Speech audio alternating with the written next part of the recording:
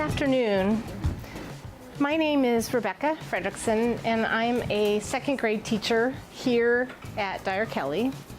I've spent the last 10 years as an inclusion specialist in the district, working with kids who had a lot of severe behavioral needs, and helping them make it into the general ed classroom. So I have a background, I've been trained in therapeutic crisis intervention, which this training is kind of based upon. So our goals today are to help to learn how to resolve conflict in a more positive manner with children. The support we're looking for environmentally and emotionally to reduce stress and risk. If we reduce the stress, we reduce the risk of the behavior escalating. And then teaching children better ways to cope with stress. So just to kind of understand your needs. Are you mainly parents of elementary age children, middle school, high school? Fifth grade for me. Fifth grade? Elementary. Elementary? Okay. Elementary? All right. Second grade, yes. I know your son. Middle school. All right. Well, there should be some strategies for everybody to be able to use. There we go. So first thing we're going to look at is the stress model of crisis. We all start at a baseline. So when we're just feeling our regular normal self, that's what our baseline is. Some of us have a baseline that's a little escalated. Some people have a baseline that's really, really mellow, so we're all a little bit different. But our baseline is kind of our normal state of being. Then we may have a triggering event, something that happens that starts us getting anxious. It starts us getting agitated. So we'll call that the triggering event. Before we get any higher, this is the area we want to address. Because if we can address it here, it's a lot easier to bring it back down to baseline. But by the time we get further up to the escalation phase, you're probably going to end up going to crisis. So we really want to work on today, what we're going to be talking about are strategies that we can use with children to help them de-escalate. All right? The escalation phase looks like aggression. I mean, that's, you know, kids getting in your face, kids who are making threats, kids who are having aggressive behavior before the outburst phase. And the outburst phase is violence. Hitting, kicking, punching the walls, having any kind of physical outburst. By the time that happens, you know, we have lost our ability to de-escalate. That kid now is going to have to de-escalate kind of on their own. There are things we can do to help them, but all the things we're going to learn today will help us to bring it back down here before it reaches that place. The first thing that we're going to look at is we're going to look at self-awareness. There's 4 questions that we're going to ask ourselves. First question, so when our child, you know, our student is starting to get to that place, they're doing things right now, they're agitated, they're saying things, they're starting to act out. And when they do those things, how does that affect us? So the first question we need to ask ourselves right then and there is, how am I feeling? And I have to acknowledge how I'm feeling before I do anything with my child. How am I feeling? And then what does this young person need, feel, or want? So now I gotta start thinking, I gotta kind of get out of myself for a second and I gotta think, what's going on here? What do they need? The third thing is, how is the environment affecting them? And we're going to talk a little bit more later about what does that mean? What is the environment? How can the environment affect somebody? We'll talk about that. And then the fourth thing, after I've done those three, then I think, how do I respond to this? Unfortunately, what often happens is we see a child starting to have a behavior and we respond. I'm teaching my kids in my class right now, we're learning how to separate our feelings and our behavior. Because oftentimes what happens is our feelings, we get angry and we react. So we're learning strategies to separate those two. So that's one of the things that we need to do for ourselves before we intervene with our kids. So this saying, I think, is incredibly true. When we're at our angriest, we are at our stupidest. When we're angry, what happens in our brain is we get flooded with chemicals that turn off any ability to think. When we're angry, that's why we do and say things that we regret later. So when we're angry is not the time to deal with your child and your child's behavior when you're angry. So you've got to take care of that first, okay? So I like this, as anger goes up, your ability to think cognitively goes down. So I'm not going to talk a lot about this pyramid because we're really going to look at pieces of it. We looked at the self-awareness questions. We're going to talk about active listening and crisis communication. Every bit of communication that we have with another person, very little of what we actually speak comes across in meaning. So for example, if I say to you, wow, that was incredible. You can tell by my face, my eyes are wide open. You can tell by the tone of my voice that I really mean, wow, that was incredible. But if I say to you, wow, that was incredible, I said the same words, but you had a very different meaning. You took a very different meaning from what I said because my face, my facial expression, and my tone of voice were completely different. So this is something very important when we are talking to our kids. When I know for myself, it's really easy to jump into being sarcastic. Sarcasm is something that I think we all fall into, but it's one of those things, a lot of times our kids don't get that.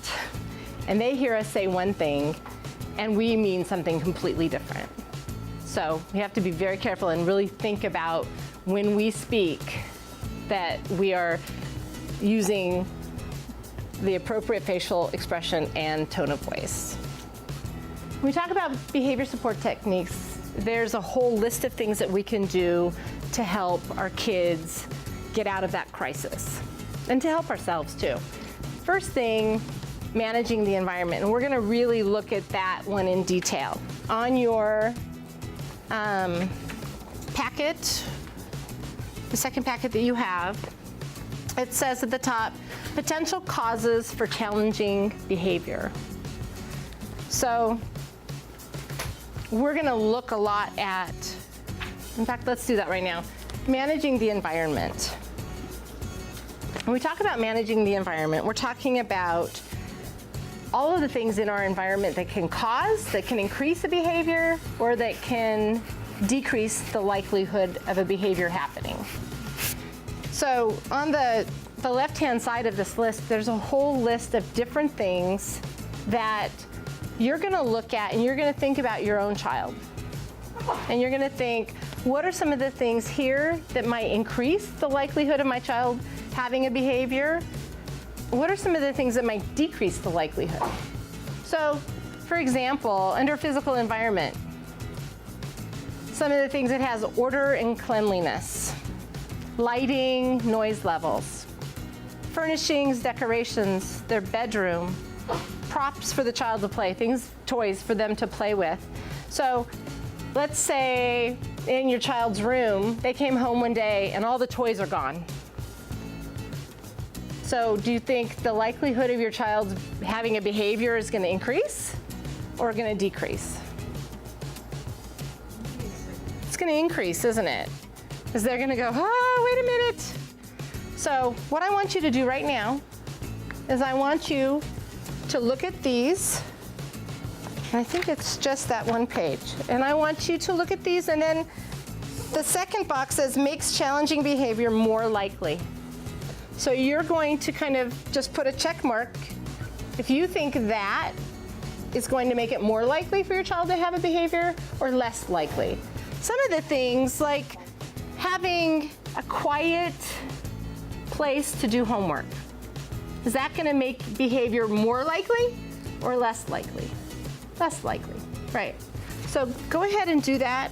I'm going to give you just a couple of minutes to do that on your own. You know, now when it talks about setting conditions, it doesn't mean just the physical environment. I mean, it means, you know, is your child hungry? Are they tired? You know, did they just have a fight with their best friend? You know, these are all different setting conditions that could cause problems at home. So I'm going to go ahead and talk about the next page in your packet has a list called Preventing Crisis by Creating a Safe and Secure Environment. So there's a whole list of different ways that you can set your house up, your routines up, to help decrease the likelihood of a condition that's going to cause a behavior. So some of it talks about setting conditions. So it could be the physical environment, routines, activities, different activities that you have at home, relationships. You know, sometimes with your siblings, you know, today could be a really bad sibling day, and just being in the same room with a sibling could cause that to happen. Some days it could be you or your wife or your husband. Some days, you know, your child left school or left home this morning and the last thing was, you know, you were yelling at each other. So when he comes home that day, whoever he was yelled at or yelling at could be a setting condition for him. So, you know, thinking outside the box sometimes. It could be students who have medical conditions. We have students who have diabetes that they come home, their blood sugar is low, and watch out. So looking at all the kind of different aspects of your child, providing a clean, calm physical environment is really helpful for kids to be able to kind of decompress. Activities and routines should be balanced structure with flexibility. Should provide for transitions. One of the things that I do a lot with kids is giving warnings before you change to another activity. Giving warnings. You're watching TV, okay, you've got 5 more minutes and then we're gonna go. You know, okay, you've got 10 more minutes playing and then you need to pack everything up and get ready. So giving those kinds of transitions, those prompts for transitioning.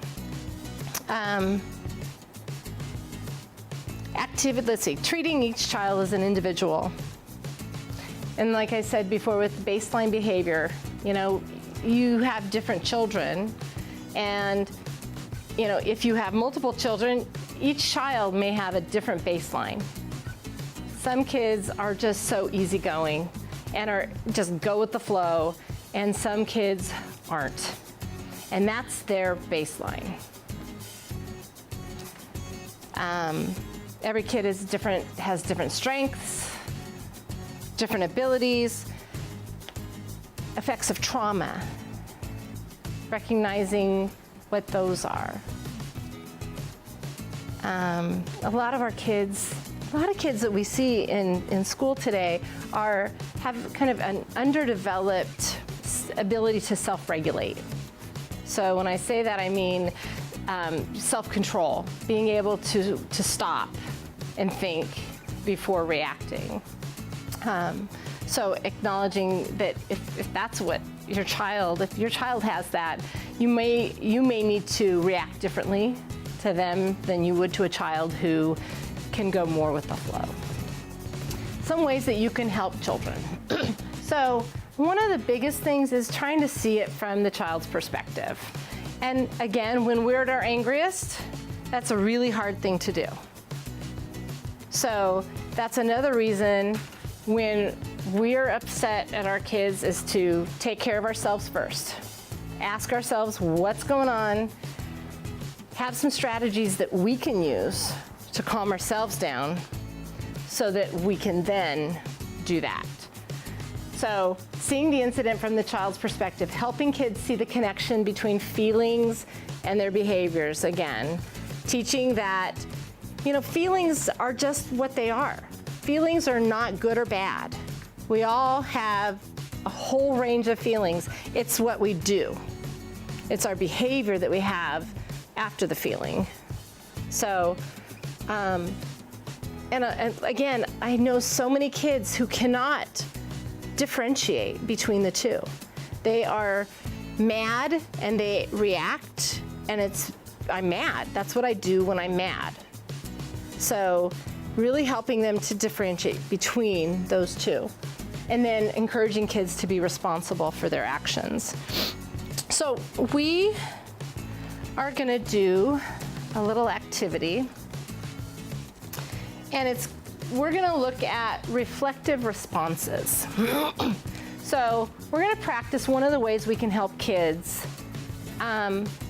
when they come to us or when they complain to us, when they tell us something they don't like or they don't want. So I'm going to pass out, I'm going to have you in groups of 3. Do we have 3, 3, 3, and 2? We'll make this work. So what you're going to do, I'm going to give each group, each person is going to get a card. And on the card is something that I'm sure you have heard many times from your kids. And what we're going to practice is how to give a reflective response. And a reflective response is just that. You're reflecting back to them what it is you hear them saying. And again, if you are at that, if your baseline is up here now, you're not going to be able to do this. So you've got to get yourself back, get that anger out of you so you can do this and so you can help your child. Reflective responses can say, what I hear you saying is, or when this happens, you feel, so you're feeling, right now? Or, so I hear you telling me. So it's just reflecting. So what you're going to do in your groups of 3 is you're going to, what I'm going to do is I'm going to have, maybe, could I have you join this group? Would that be okay with you? Yeah. And so what I'm going to have you do is one person is going to read the card to another person, and then that person is going to give a reflective response. And then the third person is going to listen and give a feedback. So what did you hear? Did you hear a reflective response? Or did they need to do something a little differently? So you're going to be kind of the judge. You're going to be listening and seeing what they hear. Then you're going to read yours. You're going to be the child, and then you're going to be the adult giving the reflective response back, and you'll be listening. And then you'll be the child, and you'll read it to her, and you'll reflect. So you're just going to go around, and you'll take turns. So one of the ways to not go there is to just ask. Another would be eliciting techniques. That's the other piece of this. Is so tell me more. I'm not just tired. So tell me. I'm just gonna tell you. Okay. So what do you think might happen if you don't sleep? Oh, well, I'm probably gonna be pretty tired in the morning. Yeah. And how's that going to be? that's gonna make it difficult to get to school on time. Yeah, that's true. And then, wow, we might, in the morning, it might be really tough because we're going to be rushing around. So it's another way of trying to get them to solve their own problem, But it's tough. Stopping and not wanting to fix it, not wanting to, take charge of it is not something we're good at as adults. It's like it's a hard thing to do. But this is a way to have him think it through and him come up with those answers. Sometimes just by saying to him, wow, I really hear you. Tell me more. He might then start saying, well, you know what? I had this bad dream last night and I'm really scared about going to sleep right now. And, it can open up some things that he may not tell you if you say, well, I'm sorry, but you still need to go to sleep. You see what I mean? It's like you can open up a conversation, but if you have a child who every night says, I don't want to go to sleep, but as soon as you say, get your rear in bed and go to sleep, and they do, then that's not the kid we're talking about. That's not the kid who's going to have this big behavior. My daughter's strategy is Okay. more like, she's happy to talk to me. She'll say, oh, I'm scared. What are you scared about? Well, I heard this helicopter or whatever. Can you just read me one more story? So she's wanting more time with you. Yeah. This is sleep thing. Well, if Right. I bet she's younger. Yeah. No, I'm talking about my teenager. If I let him to, let's say it's past half hour past his bedtime, and say I'm just not tired. If I give in, that's another hour at least, and everybody else is gonna go to bed, and he's still up. So after that softer conversation, you have to be firm and say, I want you to go to bed no matter what, even if you don't go to sleep. I want the lights on. So sometimes, and we're going to talk more about that too, like giving choices. Yeah. Okay, so you don't want to, you're not tired right now, you don't want to go sleep. Okay, well, so you can either go to bed, turn the lights out, and just lay there, or you can read for 5 minutes and then go to sleep. So giving those choices sometimes takes away the kind of, I that. even gave Yes. him You already gave him. 15 minutes. I said 15, 20 minutes, and that's it. We have to go to sleep. Right.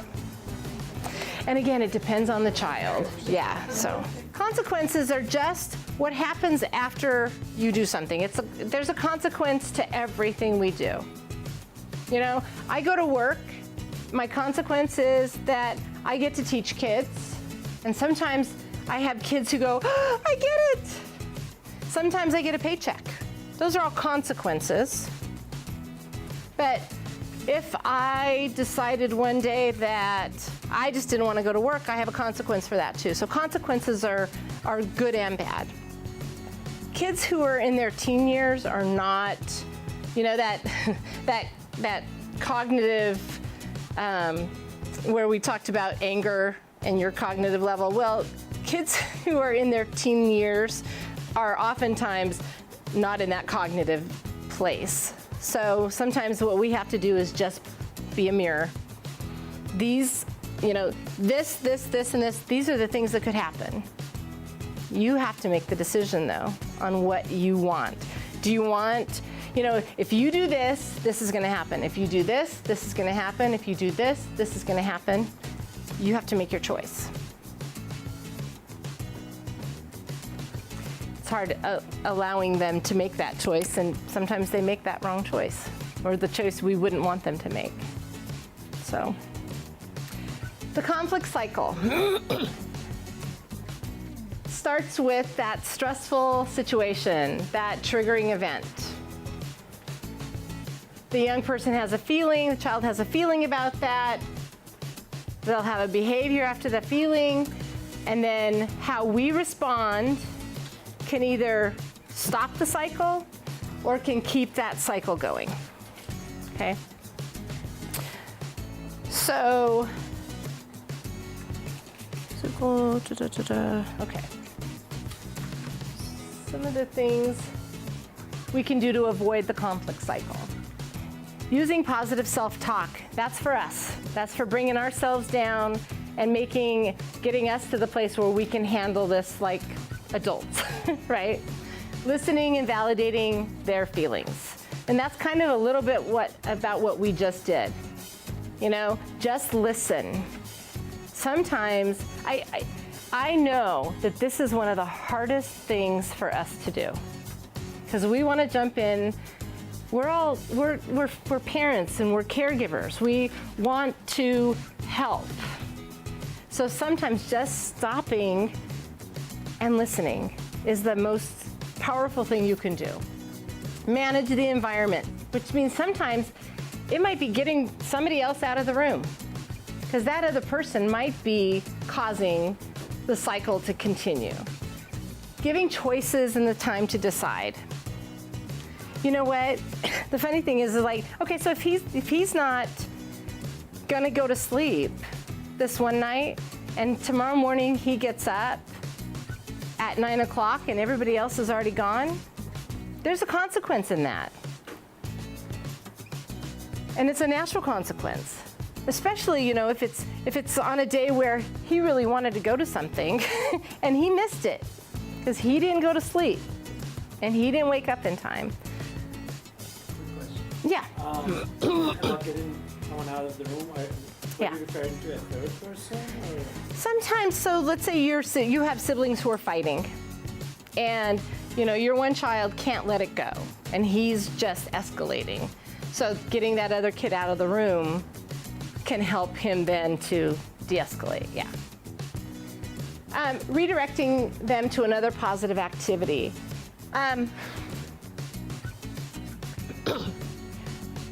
We're talking about a child who's in that cycle and who is gonna blow. We're not necessarily talking about a kid who's just whining a little bit and then it's gonna go back to their baseline. So when I say redirecting them to another positive activity, I hear people often say, well, that's rewarding them for bad behavior, right? But when that child is in that cycle, remember, anger means stupid. They're not able to think. And that is not the time to try to teach them what they did wrong. What that's the time for is to get them out of that cycle. I think sometimes the situation itself is a consequence in itself. So, you know, they just had a fight. And, you know, I don't know, he hit her, she hit him or something. And she's the one that kind of started it. That's kind of a consequence, knowing if that her brother or sister is like that. So she kind of got a lesson out of that. That in itself is a consequence, and I'm not saying that this is a good thing, but I'm saying that sometimes the situation in and of itself is a consequence. So I agree with you, you don't have to necessarily consequence everything, but teaching to it is a different thing. So if they continue, and we're gonna have a chance to actually look at some of these areas that your kids have like recurring problems. And we're gonna look at them and we're going to do some writing about, come up with ideas and strategies. So, but one of the things that I think is really important is after the event, when everybody's back to baseline, is talking about it and teaching a different way to handle that. So, you know, if your daughter is looking for ways to kind of get him or to try to get him hooked, then it would be teaching him some ways to ignore her. You know, if she's gonna do this, teaching him ways to take care of himself so he doesn't get hooked every time. Yes, exactly, teaching coping skills. So, but we'll look a little bit more at some of those specific situations. We're gonna look at the different ways to to address them. Appealing to their self-interest. Anybody who appeals to our self-interest when we're upset, it's a helpful way to get somebody out of that cycle. Dropping or changing the expectation. Again, remember, we're talking about a child who is going to explode. We're not talking about a kid who's just having a little bit of a, you know, I don't want to. Those kids, we kind of know what to do with. We're talking about a kid who, if you keep this expectation going for this child, it's not going to turn out well. Something's going to get broken. Somebody's going to get hurt. I'm talking about that kid. So sometimes in that situation, dropping the expectation is your best bet. You got to get this kid back to baseline. And then when they're back at baseline is when you are going to teach a better way to handle that situation. Trying to do it while he's in the midst of that anger is only going to cause it to continue. That cycle will just keep going. Okay? So, last little slide here. Some things that you can say, verbal strategies. The first one is a big one. Saying very little. It's like, wow, I can see you're really upset. How hard is that? It does. It's tough to do. So, saying very little, and then using understanding responses. I can see you are really upset right now. I can see you're really angry right now.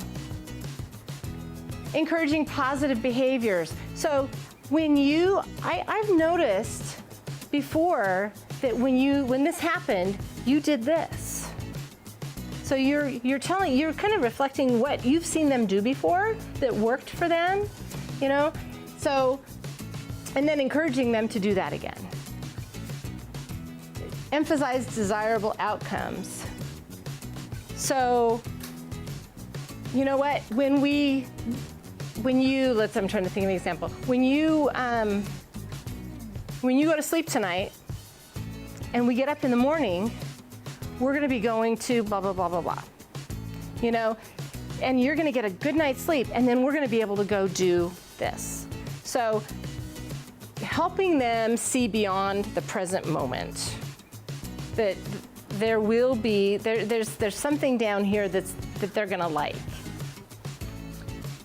Offering an apology. It doesn't have to mean that you're sorry that you did something.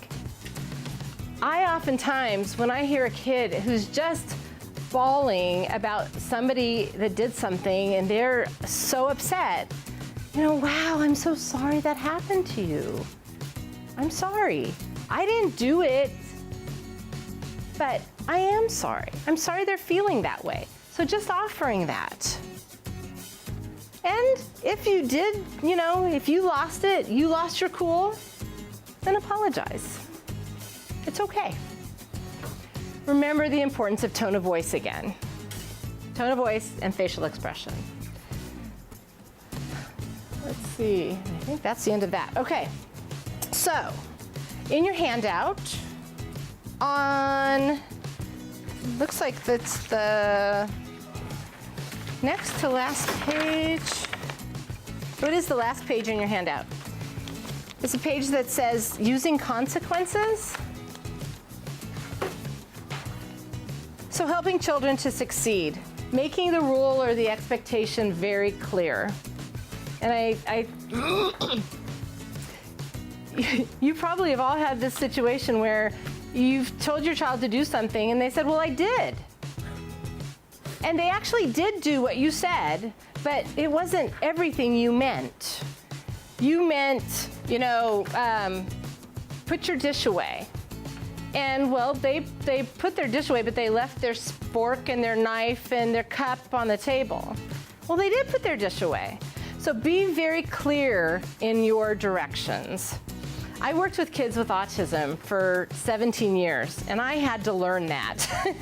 I learned that when you give a direction, make sure that you give the entire thing, because children, a lot of children are very concrete. When you say something to them, they'll do what you say, but they don't get that you're implying a lot more than what you just said. Okay? And you have to be very specific. You have to be specific. Negotiate.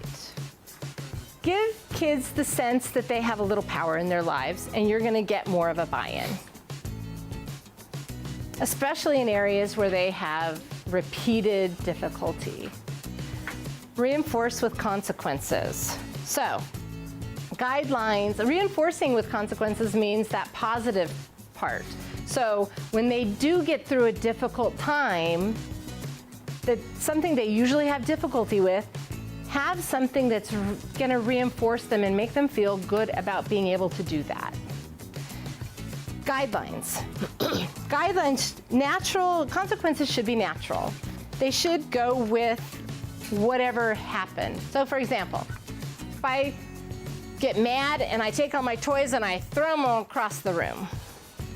So what would a natural consequence be for that? Oh, if one of them breaks, yeah, that would be kind of a, yeah, that would be a consequence for that. But how would you, what would you do after they throw their toys across the room? Have them pick them up. Not, I've heard so many people who will say, you just lost your screen time for the rest of the week. It's not a natural consequence. It's not logical. It's not related to what they did. So make sure your consequences are related to what the child did. Make sure that they're proportionate to what they just did. Your child, threw a toy over in the corner, having them lose their toys for the rest of the month, not proportionate to what they just did. It should be proportionate, should be directly related. So if I threw my toy in the corner, well, that toy's up on the shelf for the rest of the day. Okay? Can I give you an example of that? Can I give you an example Sure. of that? My son is failing integrated math at Altamira High School, okay? Fall and spring, okay? He got F's, okay? So his natural consequence, he's gonna lose summer going to summer school. That is a natural consequence. I mean, You don't get it done here, you're still gonna have to get it done. I use first then. It's like, you get this done, then you get this to do. But if you don't get this done, you still have to keep doing it until you get it done. Positive as well as negative, so we talked about that. And then discussed in advance, having a consequence set, if you can. There's not all the situations that you're gonna come across are gonna have, you're not gonna have talked about every single possible consequence for every single behavior. But some of them, if your kid does something time after time after time, have that consequence set. They know what the consequence is for that behavior. The goal is learning, not revenge. Sometimes we want revenge, but that's not going to help your child learn. All right.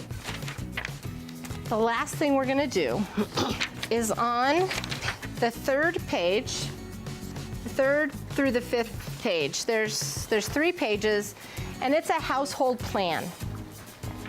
So you're going to choose a household rule or an expectation, especially something that is happening in your house with your child that you need to figure out.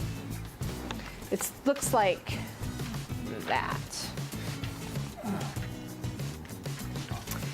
They have it broken into times of the day. So they have bedtime routine, morning routine, meal times, homework, chores, television, computer games, phone,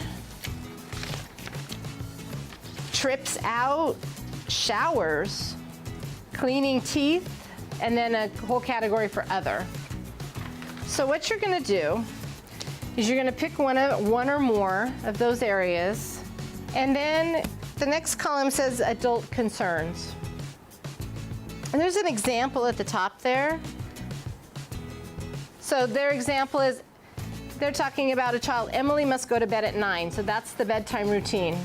The example was the adult concern, Emily doesn't get enough sleep and she's grumpy in the morning. We have a battle for an hour or so every evening to get her to bed. Then we have a battle every morning to get her up and ready for school because she's so sleepy. The child concerns. So you're going to try to put yourself in your child's footsteps and think about why are they having this issue. So in this case, I hate going to bed early. I'm not tired and I get bored in my room. I hate it when they nag me about bedtime. And then solutions. And in the solutions column, it says on here, and I like this, it's think quantity, not quality. They want you to really just brainstorm. Come up with as many different solutions as you can think of to that problem. So in this case, they said she can go to bed. Now, these don't all have to be good solutions, but just any kind of solution you can think of. So Emily can go to bed later. Emily can watch TV or listen to music in her room for agreed upon time. Emily can keep the light on all night. Emily can choose a bedtime story. So quantity, write as many down as you can. All right? And then when we're done, we'll probably just share out in our groups. It might be a good way for you to get ideas from other parents of things that might work for you. So I'm going to take like maybe the next 10 minutes. You can keep it. It's yours. Take the next 10 minutes and write about one of those things or two of those things, areas that you want to get some feedback on, and then we'll share out.